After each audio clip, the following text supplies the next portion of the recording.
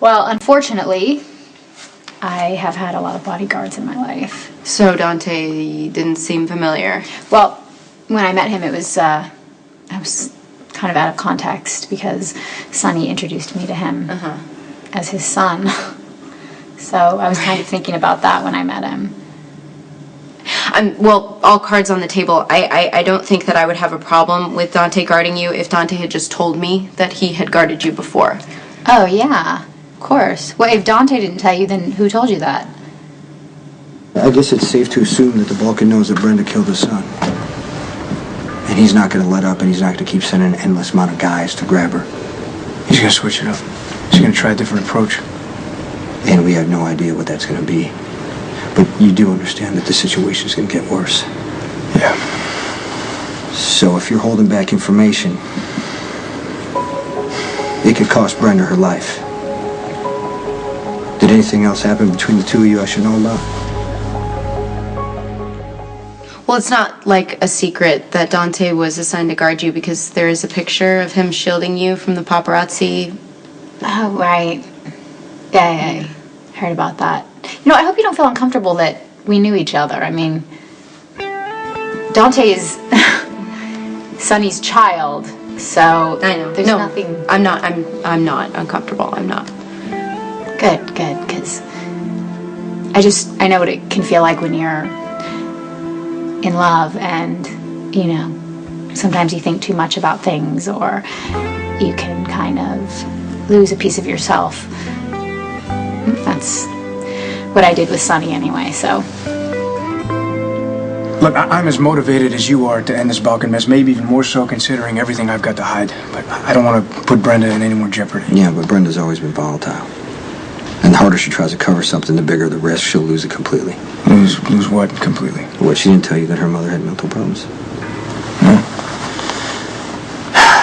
Brenda and Sonny were supposed to get married. Yeah, and he left her at the altar. Yeah, and within 3 months she had a nervous breakdown. She had to be hospitalized. I married her because she thought she was going to go crazy.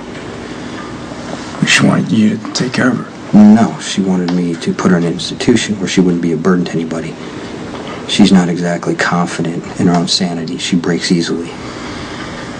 So what you're saying is if she tells the wrong person about Alexander, I could be facing criminal charges, lose my badge, all that stuff. Right, and if she felt responsible for doing that, it would wreck her.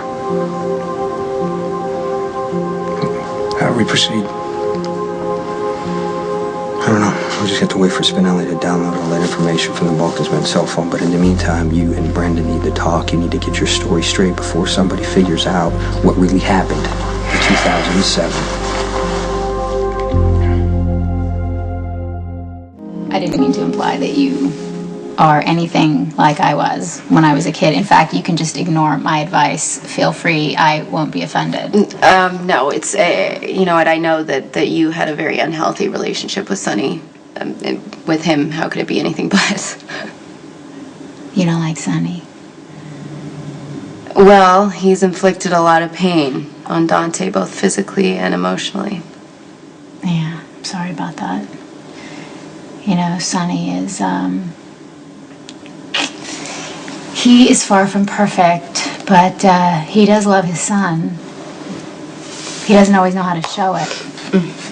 Yeah, well, I used to think of him as an honorary uncle until my eyes were open to the damage that he's actually done. Sonny isn't an easy man to love.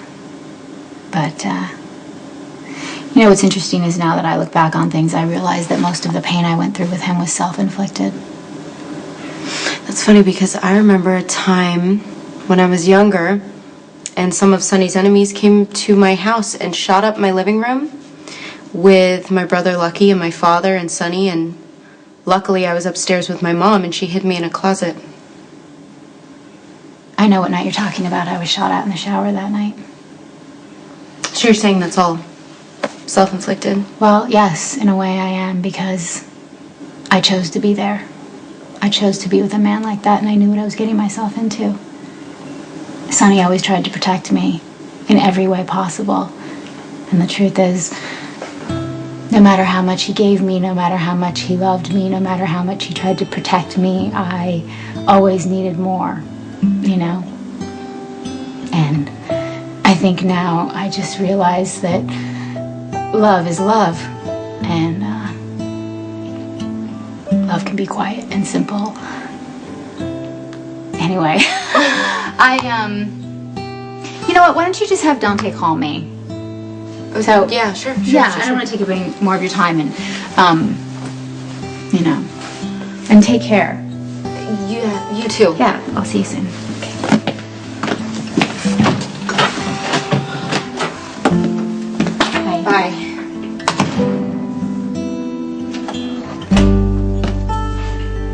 Maybe I shouldn't talk to Brenda about this. It'd be added pressure. Maybe it's best to leave her out of this. No, you have to make sure you and Brenda's stories match. Okay, I'm not saying it has to be true, but it has to be consistent. Oh, I'm touched. What are you looking out for me No, now? I'm looking out for Brenda and Michael. Yeah. You know, but I have to say that you were stand-up when we went after Franco. Yeah. But that doesn't negate turning in Michael. Thanks. I think. Just want to make sure that little spill you took didn't cause any damage, all right? I never want to ride Nippet ever again. Well, that's for you to decide when it's not so new. Can you keep an eye on him for me? All right, thanks. Stay right here.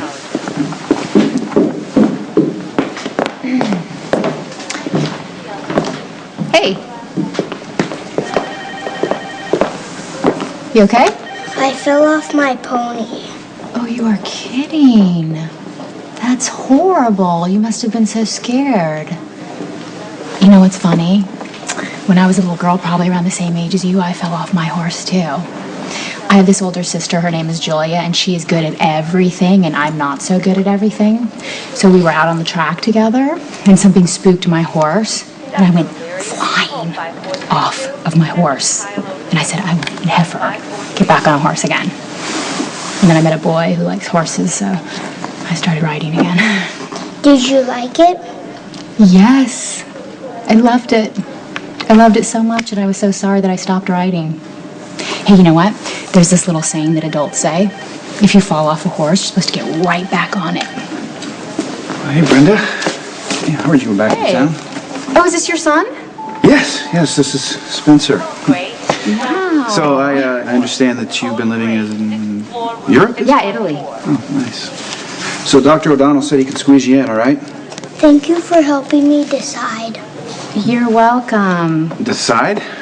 I do want to ride Nippet again after all. See you around. Yeah. Come on.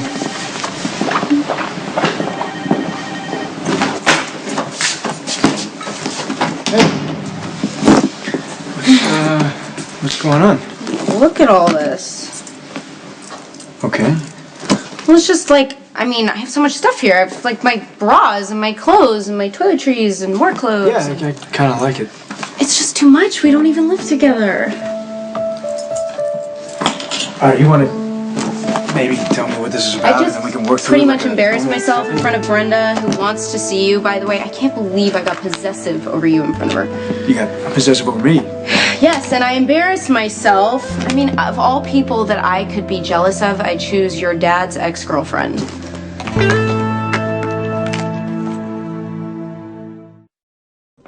Are you okay? Oh my God, I heard about the fire. I'm okay. Are you okay? Yeah, I'm fine. Okay. Can you just tell me how to deal with a woman that gives new meaning to the word calculating and who is out to get me by any means possible? Wait a minute, we're talking about this girl, Lisa, right? The one who had an affair with Patrick? Yeah, I mean, honestly, I'm the stupid one. I'm the gullible one because when I look back, it was so obvious that she was out to get him from day one. Okay, first of all, don't call yourself stupid, ever, please. And I'm sure that this girl was very careful about her presentation. She was. But you know what? It wouldn't be so bad if she was just fixated on Patrick, but now she's consumed with me. She is obsessed with discrediting me. She continues to provoke me and threaten me, and then somehow is able to turn it around and make it look like I'm the crazy one. And now everyone else is starting to believe her. I think that you're giving this girl too much power. I think you need to just stop thinking about her, stop talking about her. Just as much as you can, don't engage. Hey, come in, you got my message? Yeah, we're alone. Yeah, we need to match up our stories. Yeah, we gotta clarify who knows what. So apparently it's public record that you guarded me in '07. Yeah, but I don't think anyone's gonna be digging around for that kind of information. We just gotta stick to who we know. Right, so I mean, Jason, Spinelli, Lulu, who else? Claire Walsh, but I think she's got more stuff on her plate to worry about right now. Lulu told Carly. Oh, Carly, well, that's, great. So we might as well go down to the PCPD and turn ourselves in right now. That girl has no life, and she has the mentality of a 20-year-old. She's not going to stop until she knows everything. All right, calm down. She knows I guarded you. That's it. Nothing sinister about that. All right, well, do we need to worry about Lulu? I told her we had minimal contact and whatever. But Jason's the only other person who knows that there was more. But I don't think we have to worry about him. No, we don't have to worry about Jason. He's completely trustworthy. So, besides Carly, I guess you're still safe for now. No, neither of us is safe. The Balkan is still out there. He thinks or suspects that you have something to do with Alexander's death. He's going to arm himself with information about you, and that means he's not going to stop at public record. He's going to know all of it. I feel so horrible that I've pulled you into all of this. It's just ridiculous that you have to deal with any of this. Okay, stop. If you want to feel bad about something, feel bad about hitting me on the head with that vase. It hurt. It knocked me out. Cold. One of the 6 times in my life I've been knocked unconscious. I told that to Lulu. She thinks I've brain damage. I think that's just the way I am. What's smart and sweet? Oh, and now you're going to pay me compliments and make me blush, and then I'll lose my tough guy street cred. I wouldn't want you to lose that. Okay, good. Like, you really did save me in 07. And I don't want you to ever feel like you have to save me again. I'm so sorry for everything that's happened. Well, I have this unrelenting need to see something through to the end, no matter how bitter. And I can't walk away, because we're connected by more than just Alexander's death. No,